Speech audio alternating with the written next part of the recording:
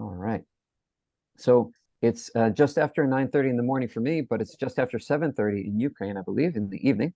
I understand that most people have had their dinner at this point, and that's good news. So I'm going to have breakfast soon.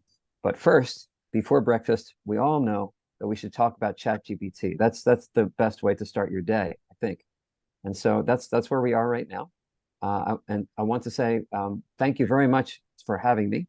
I've got a slide here with a thank you. Is it my next slide? Let's see. Yes. Yeah. Thank you so much for organizing things around when I can talk and for being here today. It's very, very exciting to have this connection between the United States and Ukraine, and just the collaboration with other teachers is something that I really, really enjoy. So I feel very, very blessed to have this opportunity. So thank you, everybody, for being here and for being great supporters of your students as well in these difficult times. Chris, can we thank you right now, or should we do it later? Is it okay if we start thanking just right now? Sure, yeah? Sure. But because I would like to tell a couple of words, and Lena Ilyenka, our president, will add a couple of words after me. Like you probably all know, and I told about it last time, that Chris was the person who really supported us during this time. So a couple of webinars, different events, and as soon as I reached him asking to help with the Institute, he agreed. And Chris, you should know that all the participants were asked to watch your previous session, the session that you did in May with your colleagues. So, and it was a pre-recorded session for this institute. So we're greatly thankful for everything that you are doing for us. And probably Lena will say a couple of words.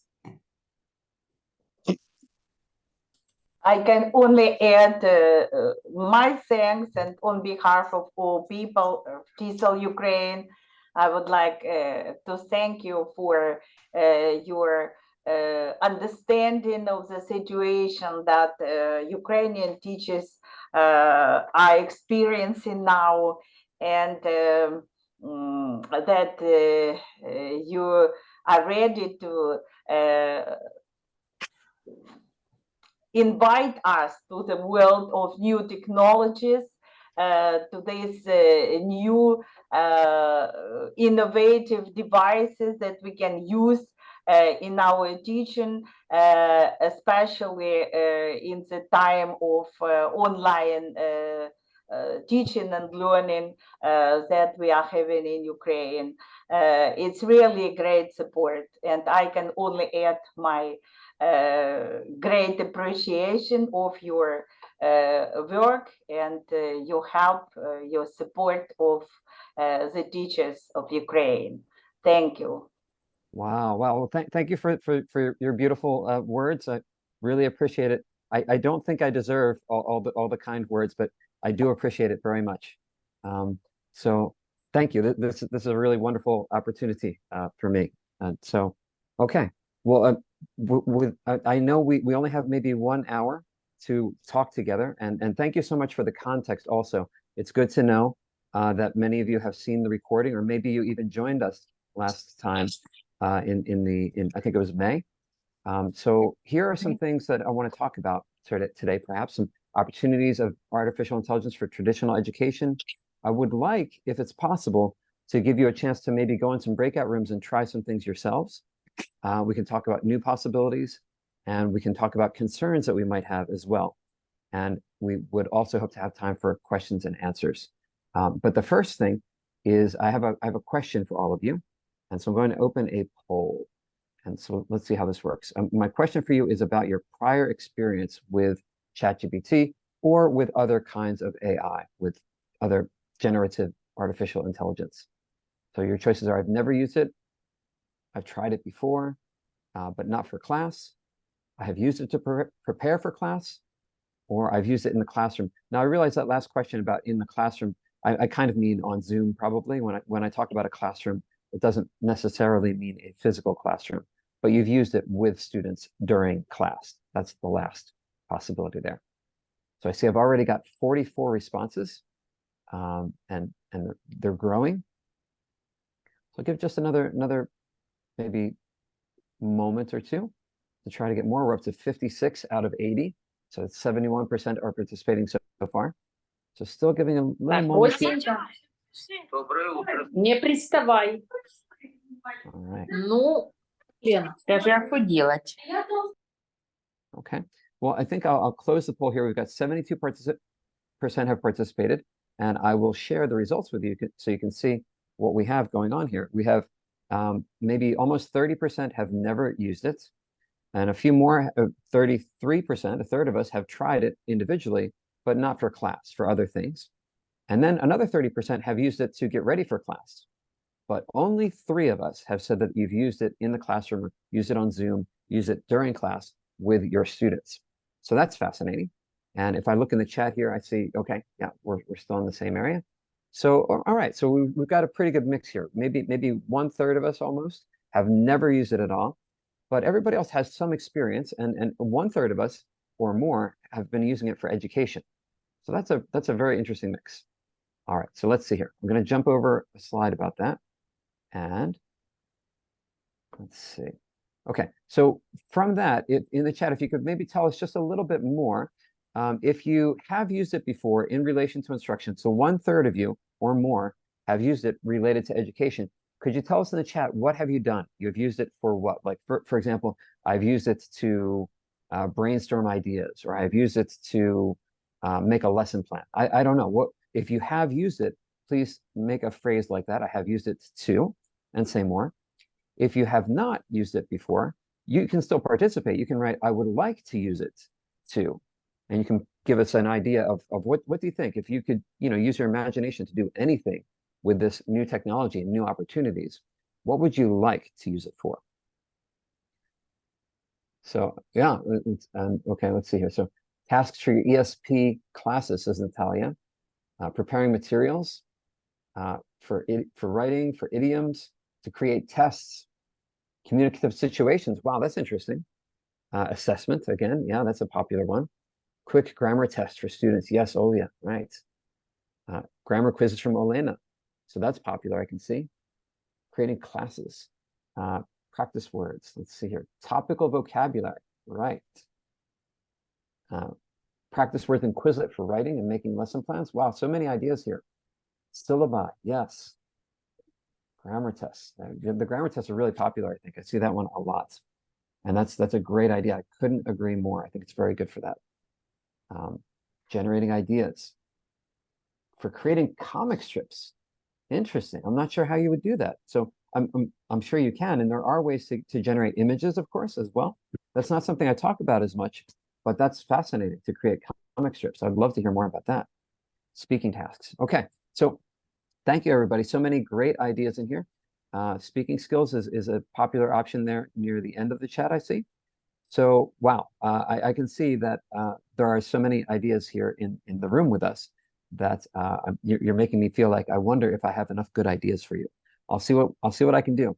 So another way to think of this question is, if you could always have a free and always available kind of teaching assistant, what would you want it to do? Because I think that's kind of where we are right now.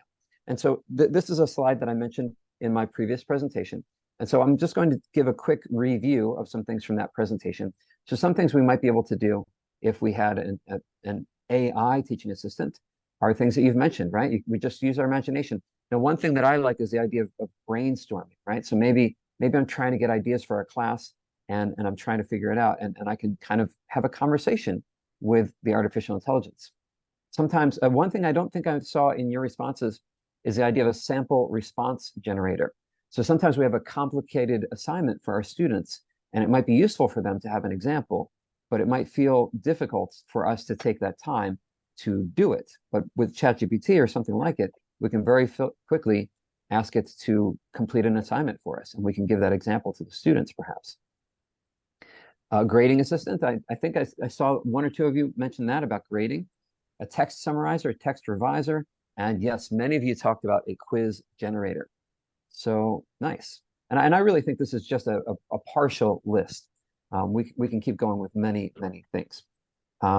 So let's see here. I'm going to go forward to just touch on these things a little bit more.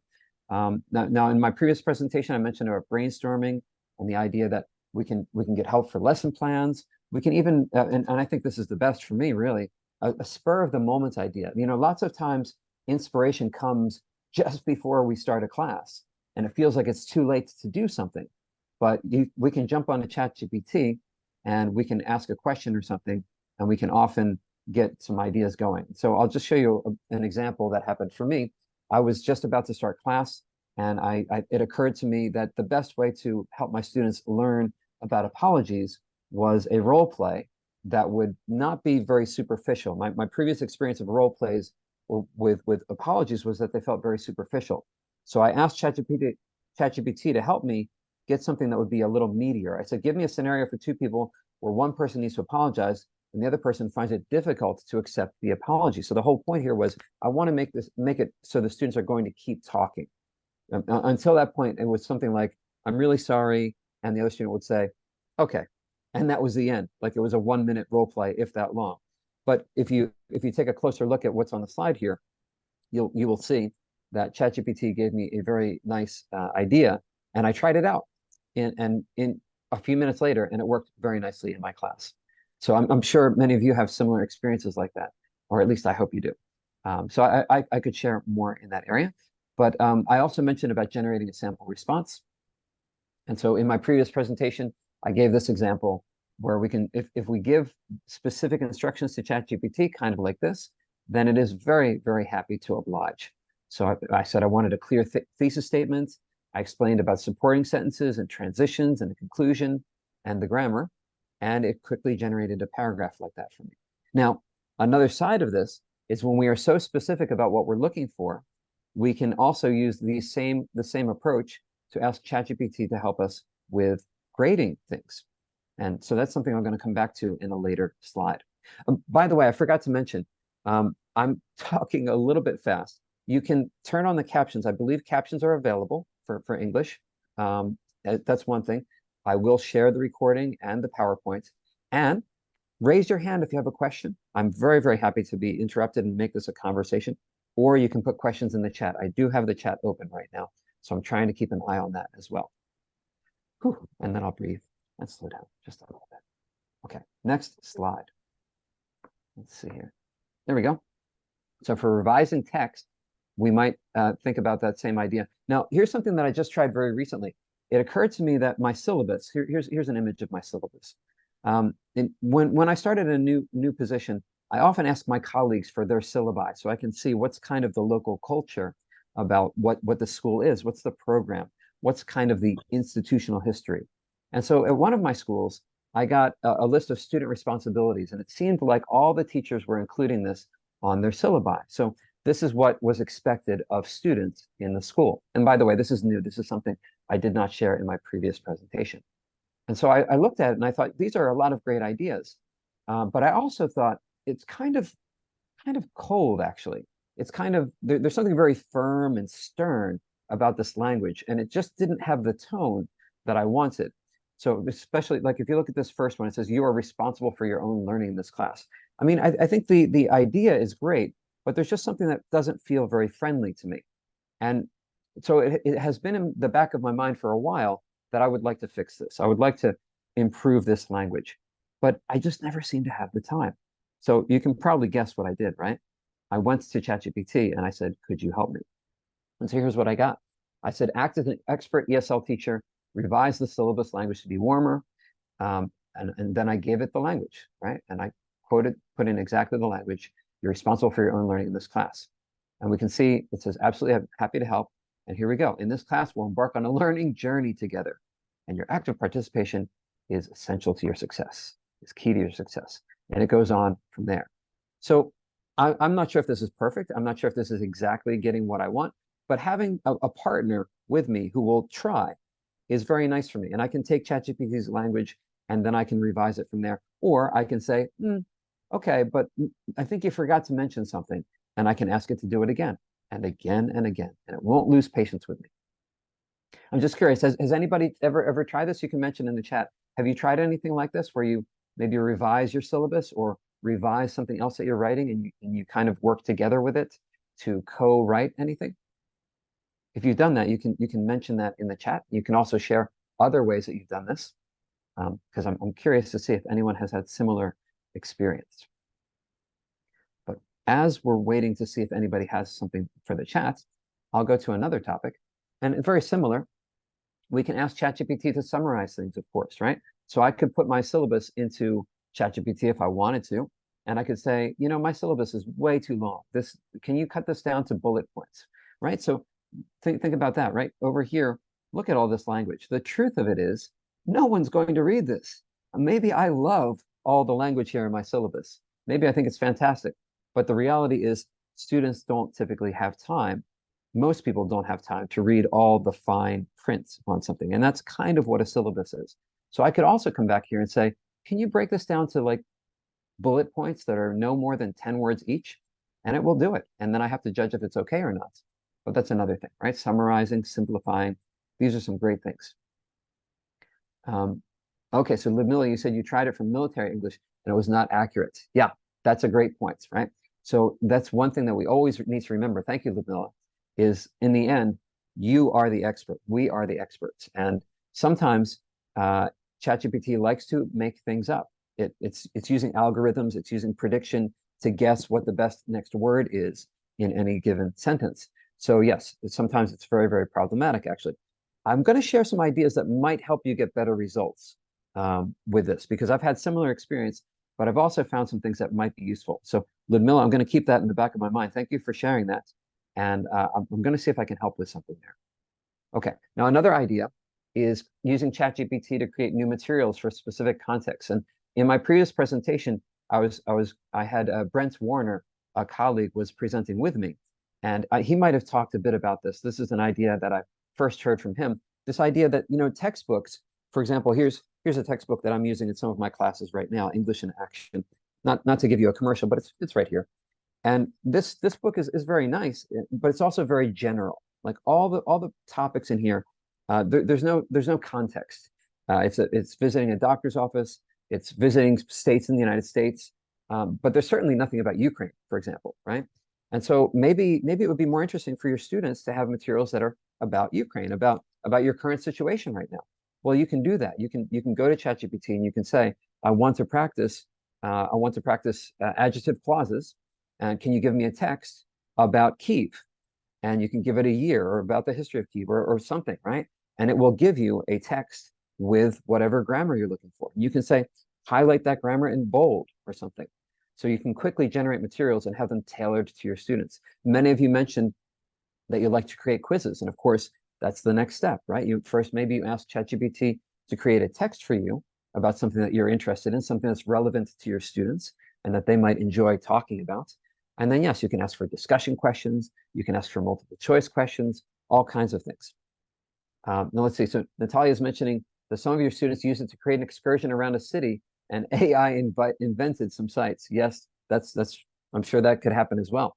And that's a great thing that you're trying that with your students. I love that, Natalia. And again, this is kind of what we might call a teachable moment, I suppose, right? Where together you can see we can't always trust what ChatGPT or other artificial intelligence gives us. We have to be ready to check things. As an aside, I'll say, I think the way things are going, AI is going to keep getting better and better. So yes, for now, it's still failing on a lot of things. And it probably always will fail to some extent, but I think it's going to fail less and less, and it's going to become more and more accurate as we go. Okay. So another thing that we mentioned previously was using ChatGPT as a grading assistant. This was in my previous recording, so I'm not going to spend a lot of time here. I'll invite you to go back and take a look. But in a nutshell, in a brief overview, one thing that you can do is simply give it the parameters of what you want. And so up here, you can see that I gave it the same parameters I described above, right? I'm looking for a clear thesis statement, supporting sentences, transitions, etc. And it says, yes, I can give feedback on those points. Give me a paragraph. And so then I can give it a student's paragraph. And the first time I saw it, I almost fell out of my chair because the feedback was much better than feedback I would give. You can see it's 5 points and it's relatively extensive. There's a lot of detail here. I mean, I would love to give feedback like this, but I simply don't have the time. And so this was having me feel extremely optimistic about the possibilities. But a couple of paragraphs later, it started failing terribly. You can see right here the word finally, right? But down here it says, there's no use of transition words. You should use words like finally. Hello, it's right there. So it started saying things that were completely wrong. Now, in that case, there is an option to regenerate a response. So I could click on regenerate and have it try again. Or I can say, I can push back and I can say, I think you missed something here. Please try again. This student does have good transitions and does have a conclusion sentence, etc. And then simply by saying that, ChatGPT would take another try and maybe give me something more useful for my class. Okay, so yeah, sometimes I think of ChatGPT as kind of like a drunk robot at the bar that will just speak at length about whatever's on its mind.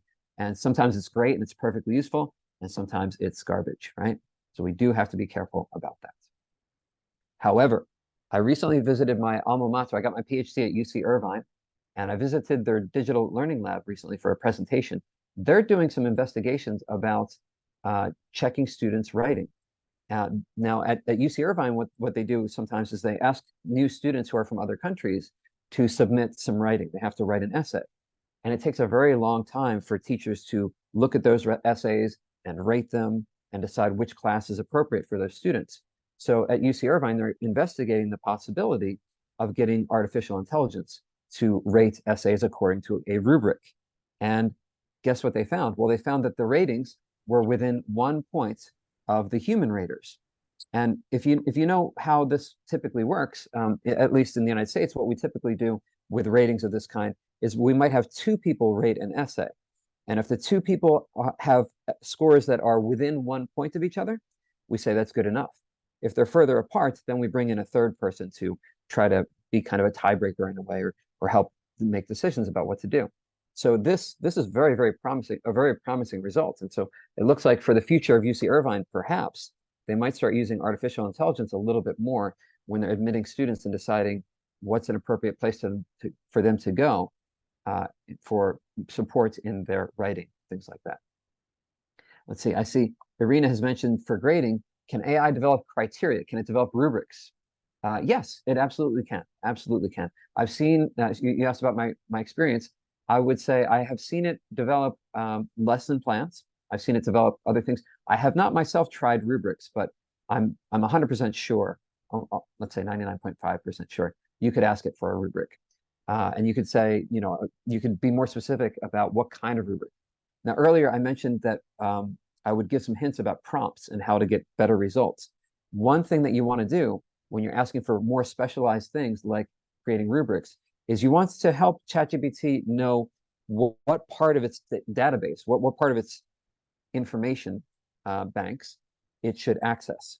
So something you can say at the beginning of your request to ChatGPT is act as an expert in assessment, for example, right? So if you say something like that, act like you are an expert teacher of ESL, for example, right? Then it's telling ChatGPT where to go in its data banks, right? And it's going to access that, and it's going to give you a more tailored response. So back to that example of a military ESL class, I wonder, maybe you did that already, I don't know. But if you didn't, I would strongly encourage you to try again and say, act like you're an expert at pedagogy and also an expert in military English, and then see if you get something that's a little bit more relevant to your needs. I see Olga saying, yes, it can create rubrics, but you should give criteria. Absolutely. I think ChatGPT works best when we interact with it, when we're working kind of side by side with it. If we hand something over and just say, do it, it's not going to give you something very good. And I've heard the expression garbage in, garbage out, right? So if kind of what you're, and I'm not saying you're getting garbage, but if you don't give it enough to work with, then it's not going to give you a very good response. So the more details you give, the more specific you can be, typically you'll get a better response. So I see. Yes, Ludmila, thank you. Accuracy with the instructions can really lead to effective results. All right. So low stakes quizzes, that's something I talked about in my last presentation. I'm not going to talk about that very much now, but I do want to remind you all, as you said, many of you said you're using it for grammar quizzes and things like that. And I think that's a beautiful thing, especially if we're using it for low stakes quizzes. So something to remember and return to, because we all need to be reminded of things, actually, according to cognitive science, cognitive psychology, is that it's best for learning to have retrieval practice. And that's practice remembering something without looking. So if we can generate quizzes regularly that are reviewing things for our students, that's giving them retrieval practice, right? Low stakes, maybe there's no grade, or maybe it's just one participation point or something, but something enough for them to care about it and get them thinking about things, trying to remember. Another thing that we need, if we're going to really learn things, is spaced practice. And that means studying a little bit every day instead of trying to study everything all at once. Again, if we're very kind and generous teachers with these quizzes, we can help students by having that spaced out practice. Maybe we have a practice on today's lesson today, but maybe we come back and have a quiz that has questions about today's lesson a week from now or 3 weeks from now. One other idea from cognitive psychology that's relevant for this is elaboration, using our own words to explain ideas and make connections. It's very easy for us to use quizzes for that. And another idea that I don't have on this slide, but I'll put it into the chat here for your reference, is the idea of interleaving. So, oh, and I'm sending that to the wrong place. I'm sending that to the waiting room. Let's try that again. All right, interleaving. There we go. So interleaving is another one that I don't think I mentioned that last time. This principle means that we need to mix things, right? So if we only, let's say I want to be an expert on adjective clauses and present perfect. Well, if I only study adjective clauses by itself for a month and then present perfect by itself for a month, that's not going to be as effective as mixing them. We actually need the mixing to learn better. And part of the bottom line point is we need to work to learn things. When things are easy for us, we don't learn as well. So if we can find little ways to make our brain kind of have to struggle a little bit, that's better. By the way, this is something very good to mention with our students when we talk about artificial intelligence, right? We live in a world now where it is so easy to do things without thinking, to get somebody else to do our work, to get somebody else to translate for us, to get the artificial intelligence to answer the homework for us if you're a student, right? And so I'm personally very concerned about the future when I think about, are students going to be motivated to actually learn things for themselves anymore? And so I think it's really important for us to not just understand these things as teachers, but to share this information with our students as well, so that they can understand what they lose when they rely so heavily on artificial intelligence. And why is it that we as teachers are giving them these quizzes and we're finding ways to make it a little bit harder for them to use artificial intelligence sometimes, so they have to think for themselves. All right. So I haven't noticed many questions in the chat, so just want to stop and check in. Am I doing okay so far? Anybody have any questions about anything? Or okay, well, don't be shy. Raise your hand or put a question in the chat. I want to value everybody's time, so we're going to keep going forward here. And I see we're right in the middle here. We've got a half an hour to go. Thank you, Ludmila. So a lot of the information I just mentioned came from a book called Make It Stick. If you're looking for something to read together as maybe as a reading group, like a book club for teachers, this is something that I recommend. I'm not sure if there's a digital version available, unfortunately, but they do have a good website. The authors do have a good website you can investigate as well. Okay. So these are some examples that I gave in my last presentation about creating a quiz and just how easy it is, but I'm going to skip through this because I think most of you know this already. Simply ask for a quiz. It will create a quiz for you. And then in my case, I could copy and paste it into a slide and share that slide with my students and simply ask them to write the answers on a piece of paper and then talk about their answers with a neighbor, right? I don't even have to collect it. I don't have to grade it. We can talk about the answers as a class. And in this example, my point was, when I talked about this in the spring, my point was, once again, those spur of the moment ideas you get sometimes of, I wish I had a quiz for right now. And in 5 minutes, I did have a quiz and I was able to use it. And it was a very effective part of class in that case as well, I think. Okay, so I promised that I was going to send you to the breakout rooms. Let me check in though. Is this a good idea? I'm not sure about how your internet is and how your access to ChatGPT is. So can I get a couple of responses in the chat? Do you like this idea of going to breakout rooms to try something on ChatGPT together? Or do you prefer for me to keep going with more slides? I'm going to wait until I get maybe 8 responses. So I'm seeing some me keep going. So yeah, your choice is more slides from me or breakout rooms for you. Those are the choices. Let me do a better job. I'm not doing a very good job of setting this up. So I'm going to share my screen. Okay. On my slide here. Okay, so where am I? Okay, good. Thanks for your patience here, everybody, as I figure this out. There we go. So I should have asked you this before you even started, but here are your choices. 1, breakout room challenge. And if we don't do the breakout room challenge, I'll still describe it for you as something you can try with your students, or more slides from me. So can you put in the chat 1 or 2? Maybe everybody, can you put it? I'm not going to believe you're really here if you don't put something in the chat right now. So put a 1 or a 2 in there for me, please. Oh my goodness. Wow. Okay. I'm getting the feeling that, yeah. All right. Thank you so much, everybody, for your quick responses.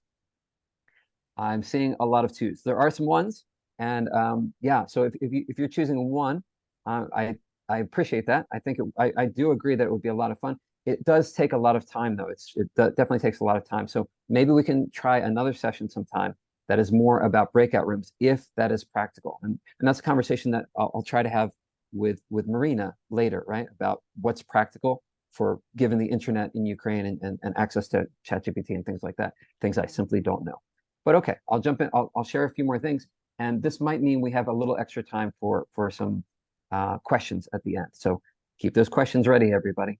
Here we go. Now, if you were going to go to breakout rooms for me right now, I would give you different responsibilities, and this is something that you can try with your students. Maybe you want your students to go to the breakout room and try ChatGPT out with you, so you can kind of supervise. And so some roles that you might have would be a technician, and the technician would be somebody who is responsible for sharing their screen, typing the prompts into ChatGPT as directed by the group. Now, and I'll tell you a secret. The first time I created that role, I called it the leader. But I thought, you know what? I don't like the sound of leader, because that makes it sound like the other students are very passive. So I called it technician instead, so that the person who's in charge is, yeah, they're going to share their screen, they're going to type into ChatGPT, but they're not the leader. They're doing the technology side. The group is making the decisions.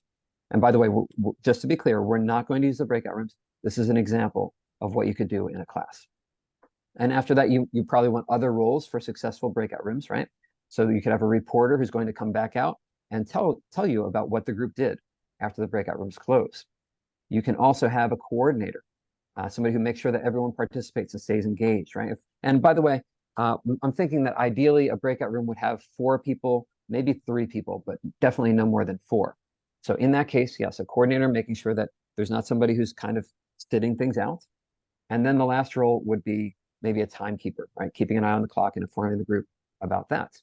So those are some things to keep in mind if you want to try this with your students. And I'm going to skip over a couple slides here soon. Yeah, I'm going to skip over here.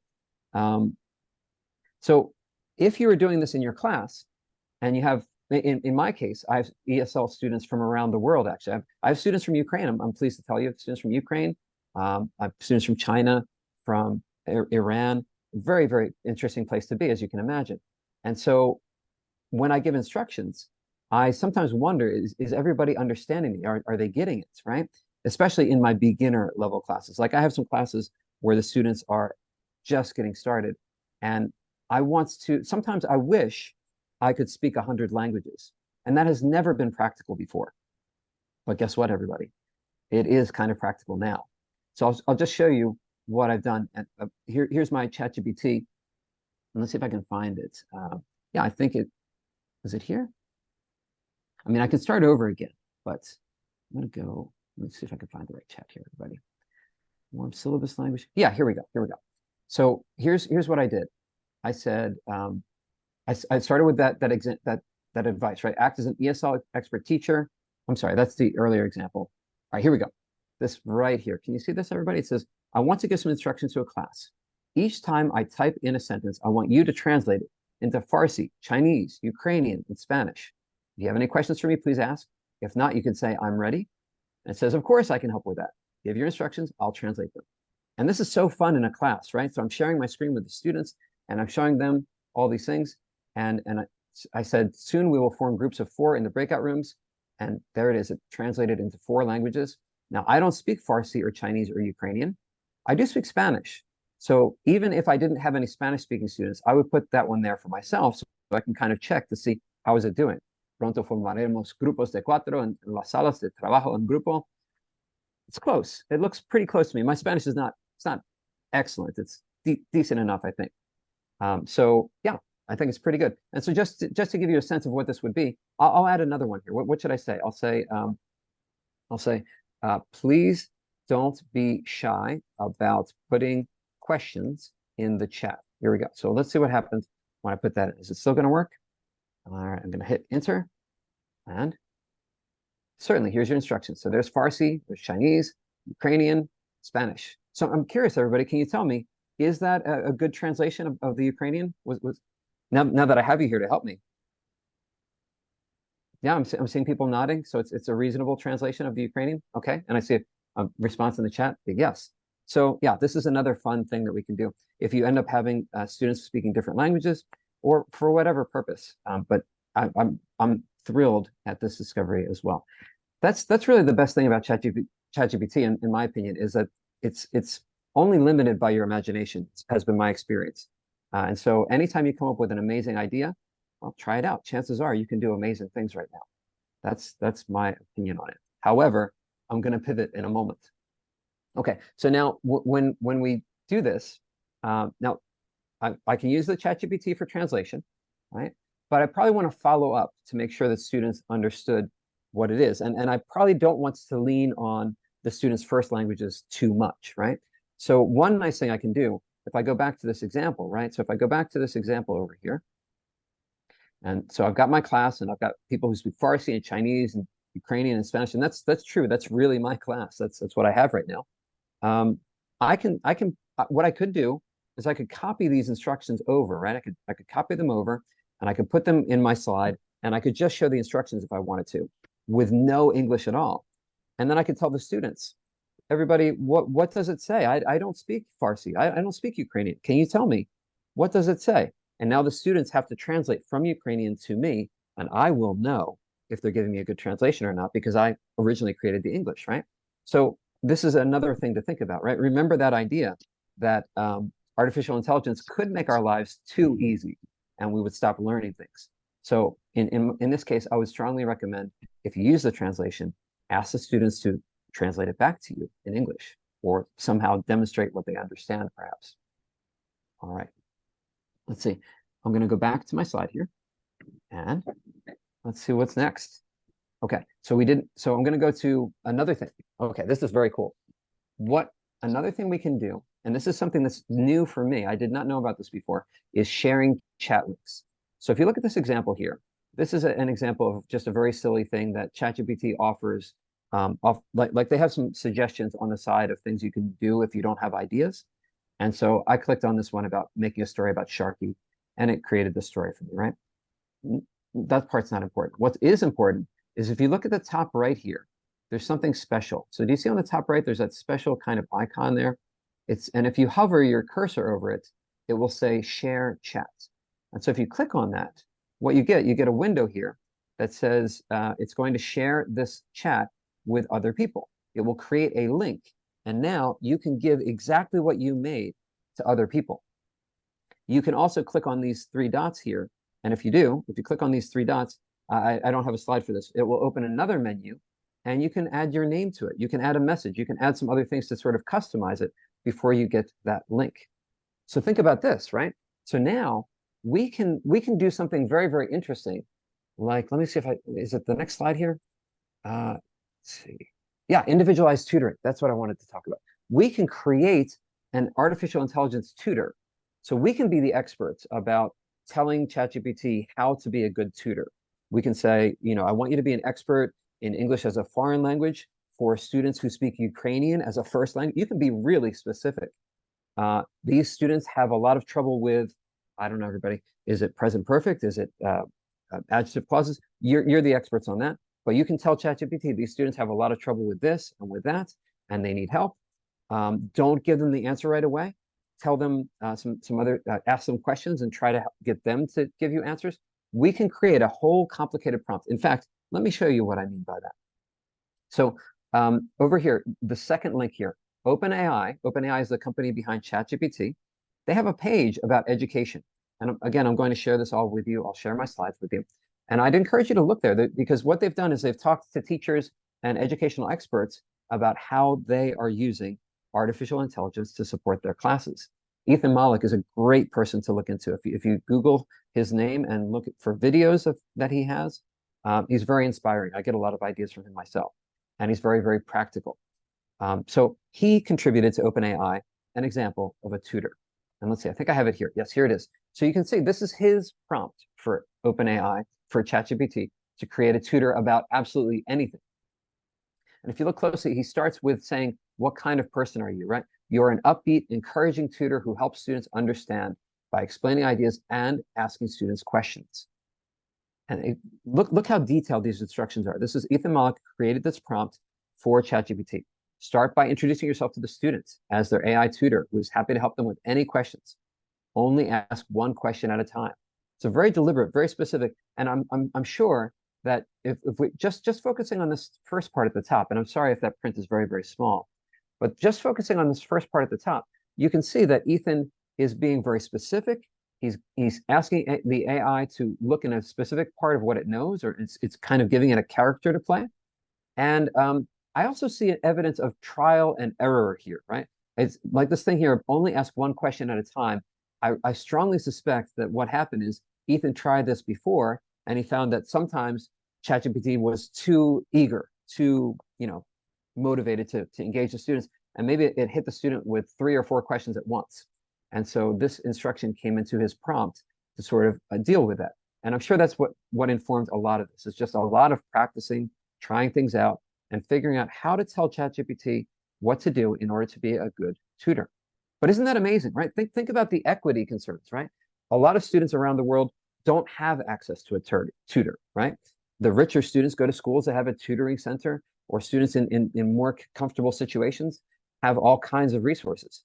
But maybe with teachers like you, who are interested in learning about AI and supporting your students in any way you can, maybe this is something we can offer them that will give them that support outside of class.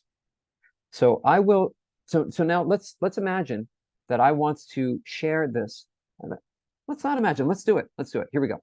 I'm going to break out of here for a second. I'm going to share my screen on my PowerPoint over here so you can see what I'm doing. All right. Now, this is the scary part, everyone, because I'm doing this live. I haven't practiced this, but I think it's going to work. And I know that you are a very kind group, so if I make a mistake, you're going to forgive me. So here I am. I'm copying Ethan Mollick's prompt here. And now I'm going to go to a different screen. I'm going to go to ChatGPT, and I'm going to plug it in over here. And let's start a new chat. I'm just going to start from the beginning here. And I'll go right here, and I will paste his prompt in, right? Okay, there it is. Now, I'm going to hit return, and let's see. There it is. And it says, hello. It's jumping right in. It's ready to be my tutor. I'm thrilled to help you with any questions you have. First things first, what would you like to learn about today? Please tell me your learning level and your existing knowledge, right? So this is all stuff that was in the prompt. And so this example of a tutor is meant to be for any subject you want, actually. It's very, very general. When you use it, you probably want to be more specific and say, be a tutor of English for students who speak Ukraine as a first language. And you probably want to give more specific details there. That's fine. You can do whatever you want. But here's the thing. I want to demonstrate. Let's say that I'm happy with this one. If I'm happy with this one and I want all of my students to have this experience of working with this AI tutor, remember, I click over here. I click on Share Chat. And then I don't know if you can see this or not. Can you see that I opened a new window here? It's showing me the whole thing that I made. And I've got these 3 dots here. So I'll click on that. And it says share your name. Yeah, I'll share my name. Sure, why not? So now it's giving you my email address, my Gmail. And now I can click on copy link. And guess what, everybody? And I'm going to put it over here in the chat. And let's see.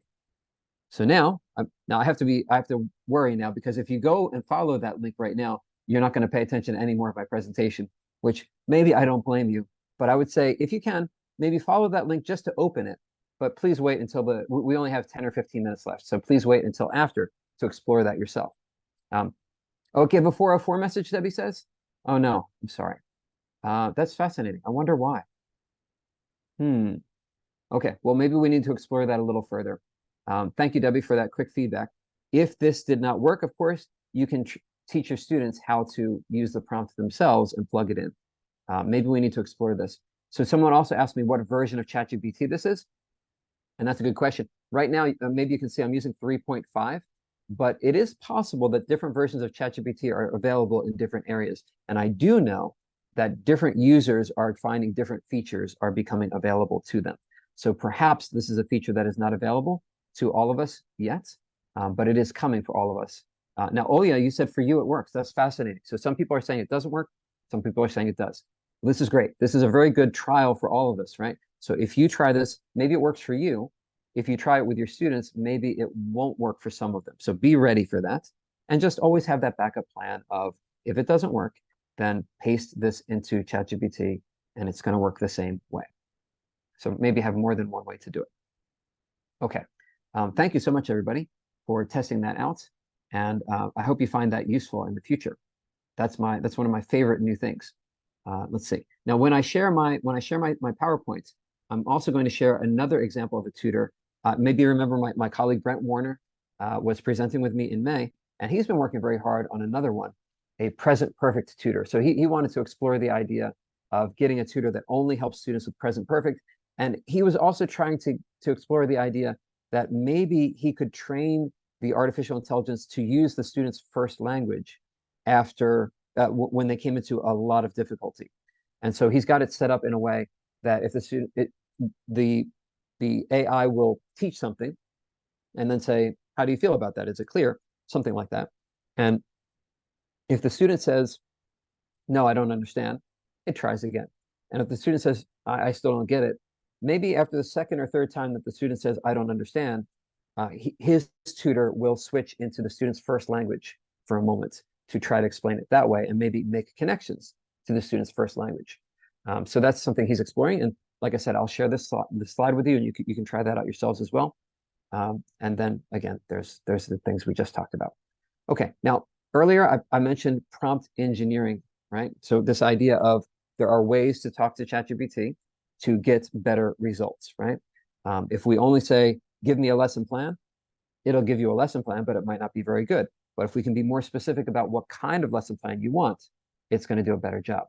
So the first thing is this idea of act as a, right? Or you saw in the prompt I just used, it said something like, you are a tutor who is encouraging and da da da da da. For our purposes, I like the idea of saying act like an expert in something, because ChatGPT is built off of pretty much all the information on the internet. It can be an expert in just about anything, but you have to tell it, what expertise are we drawing from? Next one, yes, give detailed instructions. You probably cannot be too detailed, or you probably can't, yeah, detailed instructions are good. I've said enough. Give examples. That's another thing you can try, right? So sometimes ChatGPT will kind of understand what you want, but if you can give a clear example of, for example, with a quiz, right? When I make my quizzes based on Brent Warner's advice, I end with an example of, here's what a question should look like. And I have number one with a dot and the question, and then the A, B, C, D choices. So that's something else you could do. Number 4, remember who is the expert. You are. You're the expert. So push back, right? Just like we want our students to have that critical thinking and to do some of the work themselves. Same for us. We have to look at it. We have to see where it's working well and where it needs redirection. And the last thing is be patient, right? If you find that it doesn't work well the first time, keep trying. It's usually going to be worth it to keep going. Once in a while, I find that it goes wrong, and I think it went wrong, but now I know how I want to do it. And then I go back to just doing it myself. That's fine. That's still a victory for me because it moves me forward in my work. And so no matter what, I think it's useful to be using this. All right. So we're getting near the end, everybody. So keep in mind if you have any questions for me or anything that you would like me to, if there's anything that you want to make sure I talk about before we go, now is a great time to put that in the chat, and I can try to touch on that for a moment or two. Now, the last suggestion here about prompt engineering, I've seen that sometimes it's good to start over. If you're finding that it's just kind of not going in the right direction, you can start a new chat. And if you remember, that's how I began earlier, is I started a new chat. And so you can always just go and start over again. But by the way, these chats is actually a very good feature of ChatGPT, because when you stay in the same chat, it remembers what you talked about before, and you can keep building on things and keep going forward. So other artificial intelligence options don't necessarily have that. And that's one great thing about ChatGPT. Okay, so class interaction with AI is another thing to think about. It can be great to share your screen and have students tell you what you should type into ChatGPT. And then you can sort of demonstrate for students what's good about it, how it can go wrong, how you can use it effectively, how you can use it dangerously or kind of irresponsibly. You can have that conversation with your students by doing that together. Okay, and if you want to do that, so here are some ideas that you can try. You can maybe do a chain story. This is something I tried a little more recently, where maybe, and I even started, I don't think I mentioned this in May. I started by saying, ChatGPT, I want to make a chain story. What are some good sentences to begin a story? And it gave me 10 ideas for a first sentence for a story, an open-ended story. And I narrowed it down to 2. I asked my class, which one do you like better, this one or that one? My class voted. And then we went forward from there. And I said, okay, ChatGPT, we're going to make a story about this one.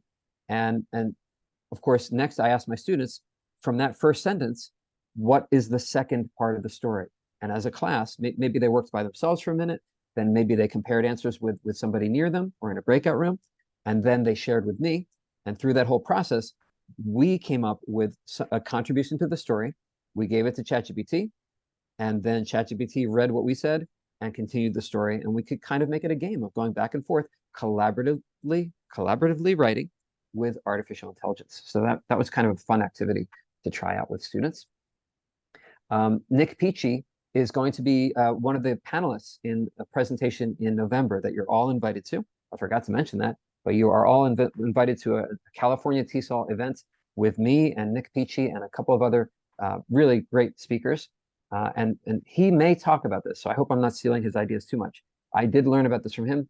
You can ask ChatGPT to play a game with you. You can ask it to create a Dungeons and Dragons scenario where it tells you the story of where you are, and then it gives you 4 choices or something. You say where you want to go next, and it continues to build the story and ask you what to do next. So very interactive storytelling. So that would be more of a thing that we could use to help our students build their reading skills in a really entertaining way.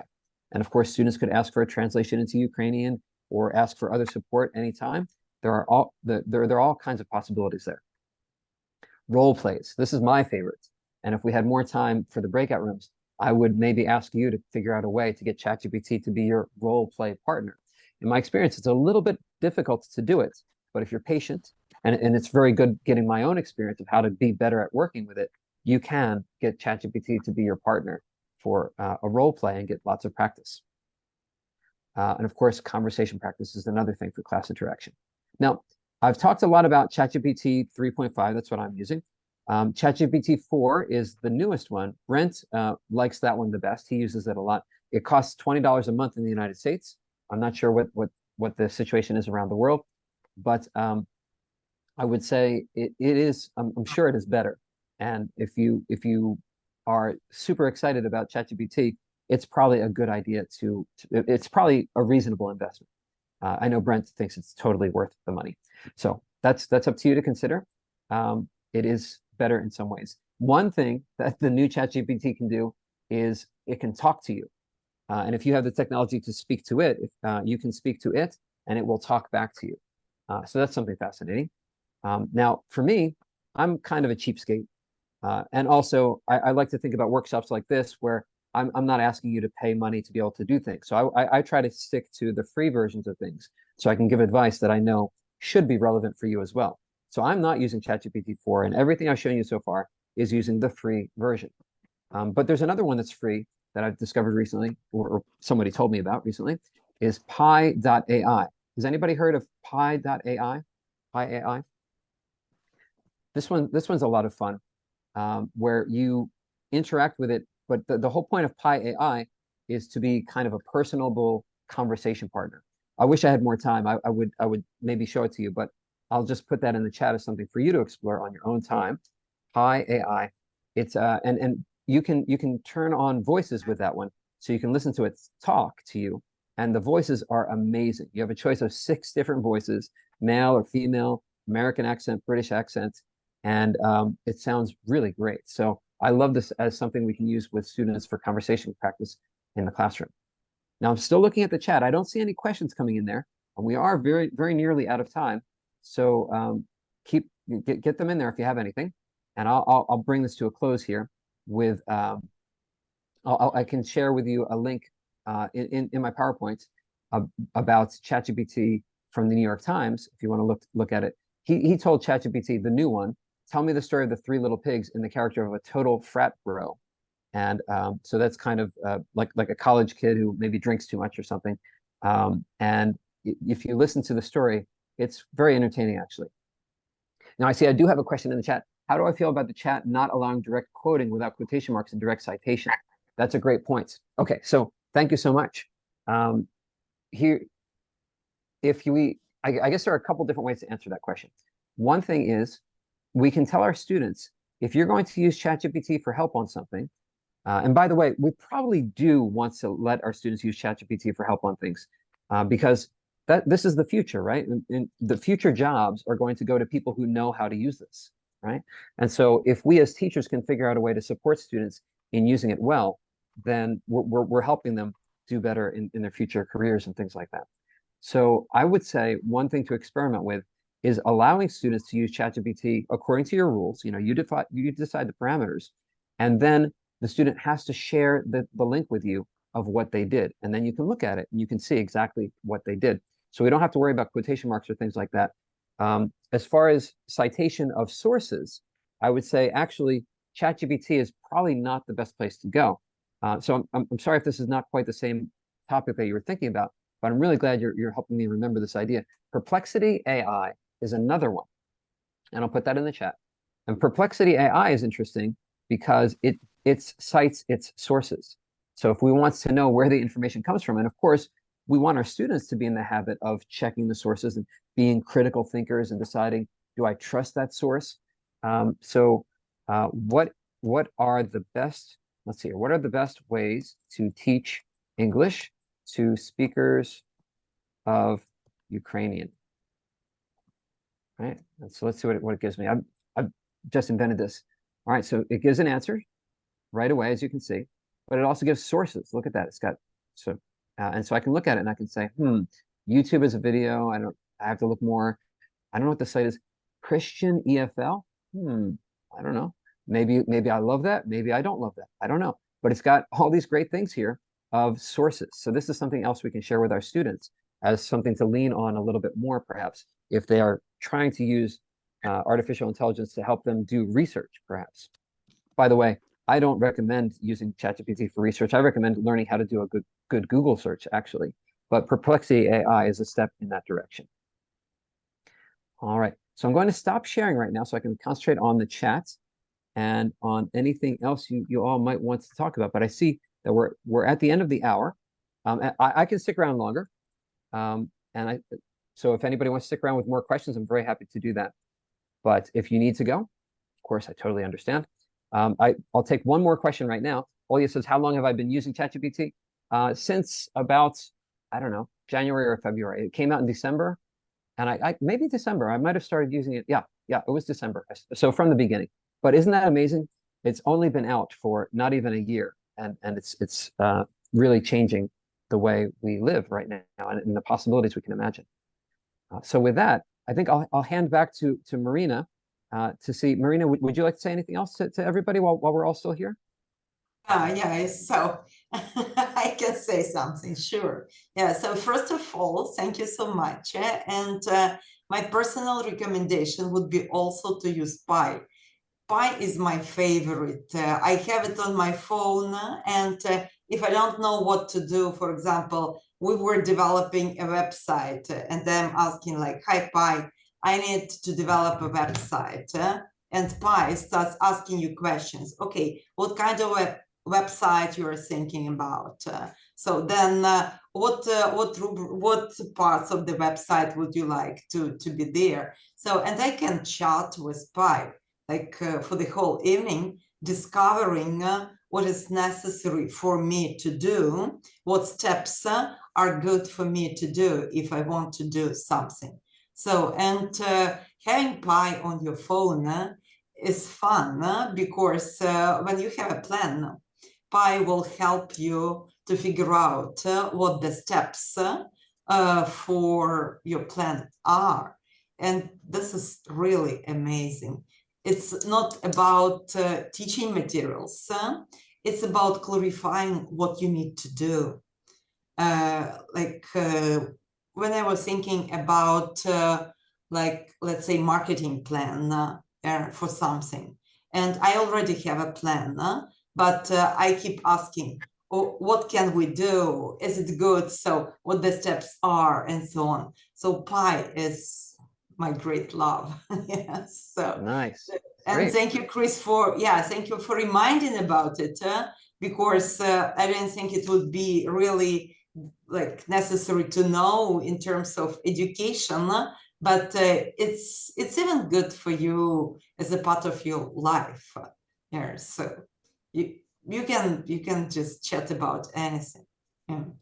That's right. So- It's like a very kind of personable conversation partner, right? Yeah, And yeah, a funny thing, the first time I heard about Pi.ai was I was at a session at UC Irvine that I mentioned earlier, and somebody in the room said, maybe I'm a strange kind of person, but I like to use Pi.ai. I like to just go for a walk and talk to the artificial intelligence and have a conversation. And that's something that he, so a native speaker of English using it just because he finds value in those conversations as well. So yeah, really, really nice. Thank you, Marina. It's just a remark, but thank you for reminding about it. And it's besides ChatGPT, it's so amazing. Yeah. Yes, absolutely, absolutely. Okay, well, let's see. I'm going to go back to my first slide so you can all see my my email address. And so I'm very happy to stay in contact with everybody. Please don't be shy about sending me any questions about anything. And I will be, so Marina, I'll share with you and maybe you can share with everybody. I'll share my PowerPoint and a link to the recording. Please, because some people couldn't attend and Sure. there may be issues with power, with internet and so on. So recording will be very valuable. Yeah. Beautiful. Okay, well, yeah, of course, I'm very, very happy to share that. And I'm looking forward to seeing you all again. And the California teachers are looking forward to seeing you all again in November. I think, is it? No, it's Yes. the first weekend of November. The 4th of November. Yeah. Okay, great. Yeah. So Marina, you'll be sharing that information. And I think you've already shared that information with everybody. But I really hope to see you all again. And my colleagues in California will be very happy to see you again as well. So with that, Thank you so much. Thank you. I'm going to say take care, everybody. Thank you so much for your time and your ideas and your contributions to the chat. I'm very excited to see you again soon. And please take care. Take care. We will. We'll try. Thank you. Thank you. Thank you. Thank you. Thank you. Thank Laura. And Goodbye. Bye. Bye, everybody. Thank you. Thank you, Bye Chris. bye. All the best. Thank you. Have a nice day, Chris. Marina. Thanks, Irina. Thank you. All Have a right, nice thank you. day. Yeah. Because you just Debbie, if you're still here, I was curious, where are you joining us from? I'm in Kyiv. Oh, really? Are you with the Yeah. State Department? No, I'm not. I teach private business English, and I just got to know TESOL-Ukraine this last year and went to their conference, and I get to join this great seminar.